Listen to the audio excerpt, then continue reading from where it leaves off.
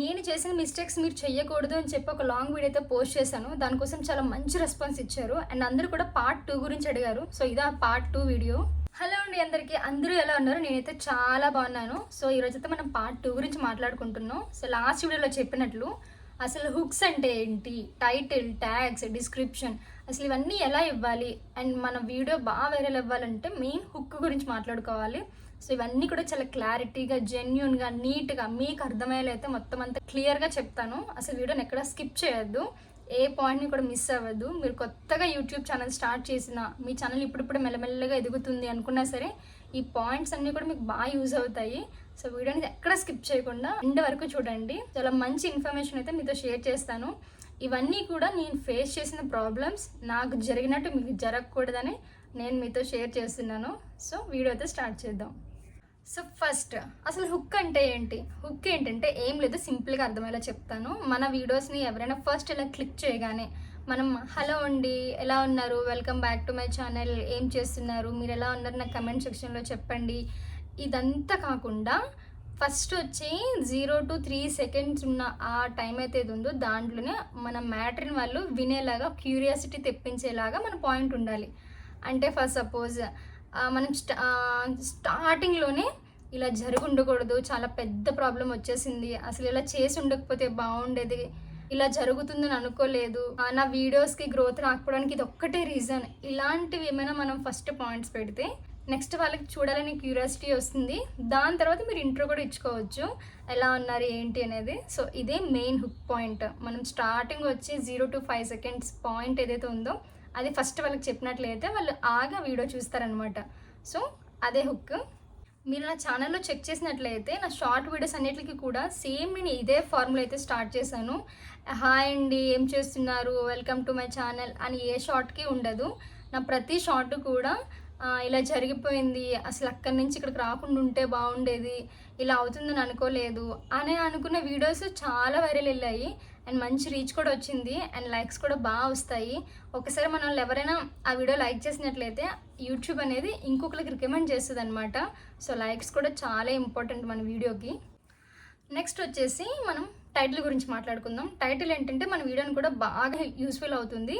ఎలా అంటే మనం ఫర్ సపోజ్ ఒక ప్లేస్ నుంచి ఇంకో ప్లేస్కి వెళ్తున్నాం, అంటే హైదరాబాద్ నుంచి శ్రీశైలం వెళ్తున్నాం అనుకోండి. హైదరాబాద్ టు శ్రీశైలం నా జర్నీ అని పెట్టేదానికంటే హైదరాబాద్ నుంచి శ్రీశైలం వెళ్ళే దారిలో బాగా ఫేస్ చేసిన ప్రాబ్లమ్స్ కానీ, లేదంటే నాకు ఈ ప్లేస్లో బాగా ఇబ్బంది అయింది వెళ్తున్న దారిలో, మీరు ఇలా ఇబ్బంది పడకూడదు అని ఈ టైప్ ఆఫ్ టైటిల్ పెడితే వాళ్ళకి ఆగాలనిపిస్తుంది. అంటే నెక్స్ట్ మీరు ఎప్పుడైనా వెళ్ళేటప్పుడు ఇదేదో యూస్ఫుల్ అయ్యేలా ఉంది అని చెప్పి వాళ్ళు ఆగి చూస్తారనమాట. సో అదే మన వీడియోకి ఒక మెయిన్ టైటిల్. అది బాగా మన వీడియోకి అయితే హెల్ప్ అవుతుంది, ఎవరినైనా స్క్రోలింగ్ ఆపేలా చేస్తుంది అనమాట. థర్డ్ పాయింట్ వచ్చేసి డిస్క్రిప్షన్.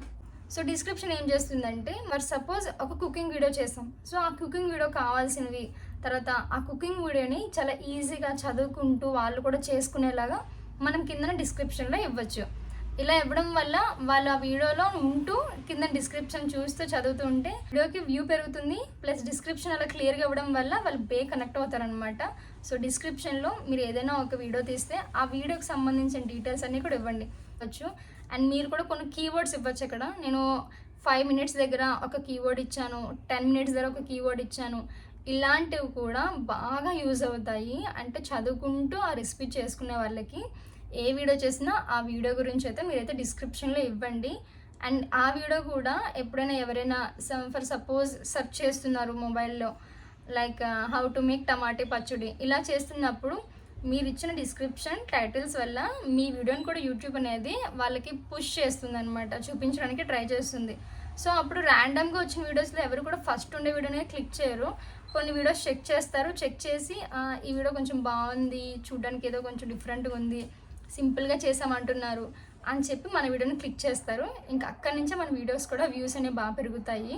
సో డిస్క్రిప్షన్లో చాలా మంచి బెనిఫిట్స్ ఉన్నాయి. మీరు ఏ వీడియో చేసినా ఆ వీడియో ఖచ్చితంగా డిస్క్రిప్షన్ అయితే ఇవ్వండి. నెక్స్ట్ ట్యాగ్స్ గురించి మాట్లాడుకుంటే చాలామంది చెప్పేస్తారు ట్యాగ్స్ పెట్టేస్తే వ్యూస్ అమాంతం పెరిగిపోతాయని. అసలు అలాంటి మాటలు అయితే ఏం నమ్మకండి. ట్యాగ్స్ పెట్టడం వల్ల వ్యూస్ అయితే ఎప్పుడూ పెరగవు.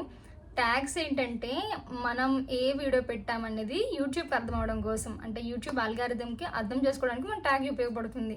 నేను ఒక బ్లాగ్ వీడియో చేశాను, సో నేను ఎలా ఇవ్వాలి, తెలుగు బ్లాగ్స్ అని పెట్టి కింద ట్యాగ్ ఇవ్వాలి. Telugu family trip, Telugu family blog ఇలా పెట్టుకుంటే మనం ఏం చేసామనేది అది యూట్యూబ్కి అర్థమవుతుంది. నెక్స్ట్ ఎవరైనా తెలుగు బ్లాగ్స్ అని కొట్టినప్పుడు, ఏమైనా ఫ్యామిలీ ట్రిప్స్ అని కొట్టినప్పుడు యూట్యూబ్ వాళ్ళకి డైరెక్ట్గా వీడియో చూపిస్తుంది అనమాట. సో మన పేజ్ని సజెస్ట్ చేస్తుంది. ఇది ట్యాగ్స్ పెట్టడం వల్ల అయితే మాత్రం మన వ్యూస్ పెరిగిపోతాయని కాదు. మెయిన్ మన వీడియోలోకి ఉండాల్సింది మనం పెట్టే కంటెస్ట్. అంటే మనం పెట్టే ఫస్ట్ థంబ్నెయిల్ బాగా యూజ్ అవుతుంది, డిస్క్రిప్షన్ బాగా యూజ్ అవుతుంది, దాంతోపాటు టైటిల్ బాగా యూజ్ అవుతుంది. ట్యాగ్స్కి జస్ట్ ఒక చిన్న ప్లేస్ అంతే. అది పెట్టడం వల్ల మనం ఏం పెట్టామనేది యూట్యూబ్కి తెలియడం కోసం ట్యాగ్స్. ఓకే, ట్యాగ్స్ మనం ఎక్కువ పెట్టేసాము, మన ఛానల్ కంటే ఎక్కువ ఇచ్చేసాము ట్యాగ్స్ కాబట్టి మన వీడియోలకి చాలా ఫాస్ట్గా గ్రో అవుతాయని మాత్రం హోప్స్ ఫస్ట్ పెట్టుకోవద్దు. హోప్స్ పెట్టుకున్న తర్వాత బాధపడొద్దు. అందుకే మీకు క్లారిటీగా జెన్యున్గా చెప్తున్నాను. ట్యాగ్స్ ఇవ్వండి, అది మనకి యూస్ఫుల్లే, మనకి డిసడ్వాంటేజ్ అయితే కాదు. మనం పెట్టిన వీడియోని వేరే వాళ్ళకి చూపించాలంటే మనం యూట్యూబ్ ఫస్ట్ అర్థమయ్యేలా చెప్పాలి. నేను పలానా కుకింగ్ వీడియో చేశాను కాబట్టి ఓకే టమాటా పచ్చడి అని ఇట్లా ట్యాగ్స్ ఇచ్చుకోవాలి. నేను పలానా రివ్యూ చేశాను, ఓకే నేను కొంచెం మీషో రివ్యూ ఇలా అని చెప్పి మీరు ట్యాగ్స్ ఇచ్చుకుంటే అది యూట్యూబ్కి అర్థమవుతుంది. యూట్యూబ్ నెక్స్ట్ ఎవరికైనా కావాలి అనుకున్నప్పుడు మన వీడియోని కూడా వాళ్ళ దాంట్లో చూపిస్తుంది. వాళ్ళు ర్యాండమ్గా వాళ్ళు మనకు క్లిక్ చేసి మన వీడియో చూస్తే మనకు బెనిఫిట్ వస్తుంది. ఇంకొక ఇంపార్టెంట్ పాయింట్ ఉంది, అది అసలు ఎవ్వరు కూడా చెప్పరు, నేనైతే ఖచ్చితంగా చెప్తా. వీడియో లాస్ట్ వరకు చూస్తూ ఉండండి. అండ్ నెక్స్ట్ మీకు థంబ్నెయిల్ గురించి కూడా క్లారిటీ ఇస్తాను. థంబ్నెయిల్ కూడా ఎలా ఉండాలి అంటే ఒక మొత్తం పారాగ్రాఫ్ నింపినట్టు నింపొద్దు. జస్ట్ సింపుల్గా ఒక 3 to 5 వర్డ్స్ మాత్రం చాలు, అంతే. తప్పితే ఒక పక్కంతా పారాగ్రాఫ్ అయితే నింపద్దు. ఇది నాకు కూడా చాలా బిగ్గెస్ట్ డిసడ్వాంటేజ్ అయింది.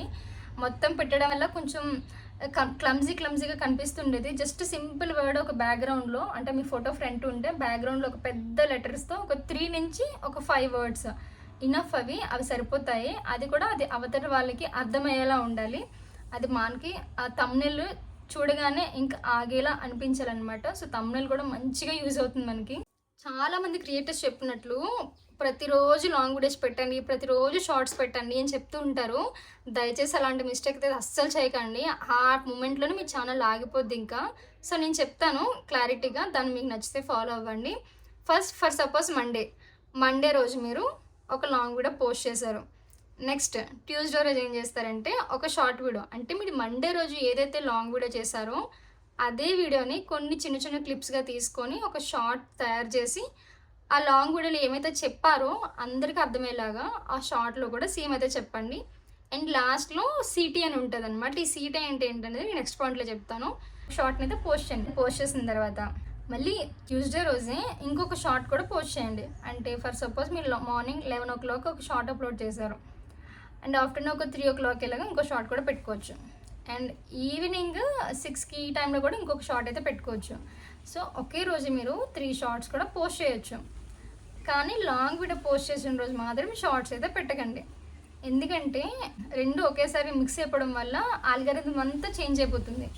సో 3 వీడియోస్ పెట్టిన తర్వాత మళ్ళీ నెక్స్ట్ డే అంటే వెడ్నెస్డే మళ్ళీ మీరు లాంగ్ వీడియో పోస్ట్ చేసుకోవచ్చు.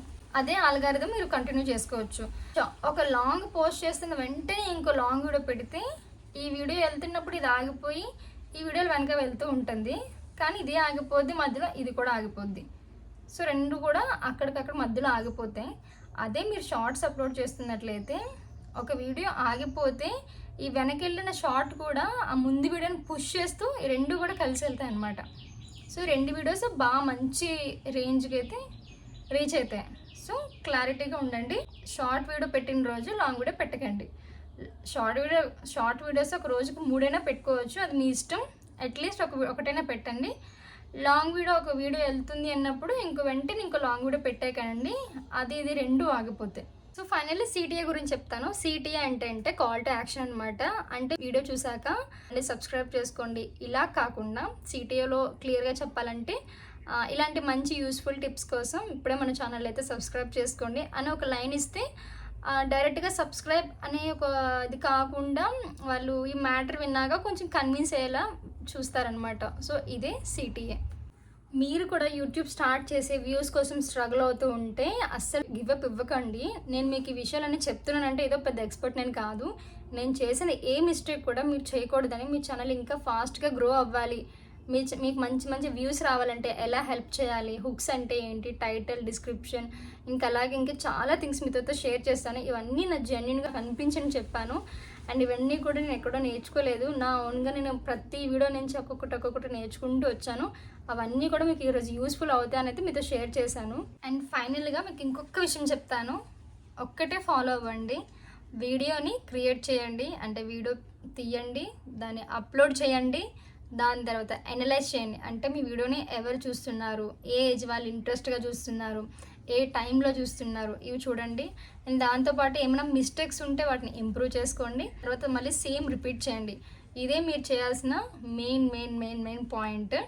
సో ఇంకా మీకు యూట్యూబ్ గురించి, అనలైజ్ అంటే ఏంటి, అనలిటిక్స్ అంటే ఏంటి, వ్యూస్ రాకపోతే ఏం చేయాలి, ఇలాంటివి కూడా నా దగ్గర చాలా ఉన్నాయి. ఇది కూడా నేను చాలా నేర్చుకున్నాను. సో అవి కూడా మీకు యూస్ఫుల్ అవుతాయి. మీకు ఆ ఇన్ఫర్మేషన్ కావాలనుకుంటే నాకు కమెంట్ సెక్షన్లో యూట్యూబ్ ఇన్ఫర్మేషన్ అని అయితే టైప్ చేయండి. నేను నాకు తెలిసిన ప్రతి ఒక్క డీటెయిల్ అయితే మీతో షేర్ చేసేస్తాను. సో అస్సలు డౌట్ పడద్దు, మీ హోప్ని అయితే అసలు వదలద్దు. లాస్ట్గా చాలా ఇంపార్టెంట్ పాయింట్, మనకి ఏదైనా ఒక వీడియోకి 100 వ్యూస్ వచ్చినాయి అనుకోండి, చాలా హ్యాపీగా ఫీల్ అవుతాము. అదే ఒక 1000 వ్యూస్ వస్తే ఇంకా హ్యాపీగా ఫీల్ అవుతాము. కానీ ఒక 10,000 వ్యూస్ రాలేదంటే మాత్రం చాలా డిసప్పాయింట్ అయిపోతాము. సో ఏం పర్లేదు, యూట్యూబ్లో కొన్నిసార్లు గ్రోత్ అనేది చాలా స్లోగా వెళ్తుంది.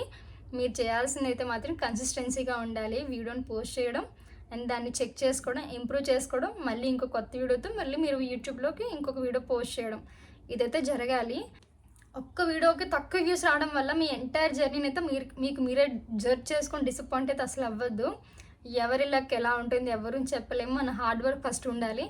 సో కంటిన్యూస్గా వీడియోస్ అయితే పోస్ట్ చేయండి. నేను చెప్పిన ఈ పాయింట్స్ అనేవి కూడా మీకు చాలా యూస్ఫుల్ అవుతాయని నేను నమ్ముతున్నాను. ఎందుకంటే నేను బాగా ఎక్స్పీరియన్స్ చేశాను, ప్రతి ఒక్కటి కూడా నాకు తెలిసింది. సో మీకు కూడా బాగా యూజ్ అవుతుందని అయితే షేర్ చేశాను. నేను చెప్పిన ఈ పాయింట్స్లో హుక్స్, టైటిల్, డిస్క్రిప్షన్, అలాగే థంబ్నెయిల్స్, ఇవన్నిటిలోని మీకు ఏ పాయింట్ బాగా యూస్ఫుల్ అనిపిస్తుందో కూడా నా కమెంట్ సెక్షన్లో అయితే షేర్ చేసుకోండి. అండ్ ఇలాంటి వీడియోస్ ఇంకా మంచి మీతో షేర్ చేస్తాను. నా యూట్యూబ్ జర్నీ గురించి కూడా మీకు మొత్తం క్లారిటీగా అర్థమయ్యేలా చెప్తాను. మీకు ఏ డౌట్ అయితే క్లారిటీగా అయితే షేర్ చేస్తాను. అండ్ ఈ వీక్ అంటే సాటర్డే 22 అయితే నేనైతే లైవ్ అయితే చేయబోతున్నాను యూట్యూబ్లో మార్నింగ్ 11 o'clockకి. సో అందరూ ఖచ్చితంగా డెఫినెట్గా జాయిన్ అవ్వండి. మీకు ఏ డౌట్ ఉన్నా కూడా నేను అక్కడ ఇంకా క్లారిటీగా అయితే మీతో షేర్ చేసుకుంటాను. సో అస్సలు ఈ ఛాన్స్ మిస్ అవ్వద్దు, మీరు డైరెక్ట్గా నాతో మాట్లాడవచ్చు.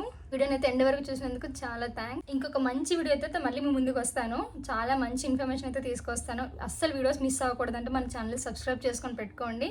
పక్కన బెల్ ఐకాన్ కూడా క్లిక్ చేసి పెట్టుకోండి, వెంటనే నోటిఫికేషన్ వస్తుంది. Thanks for watching, bye bye.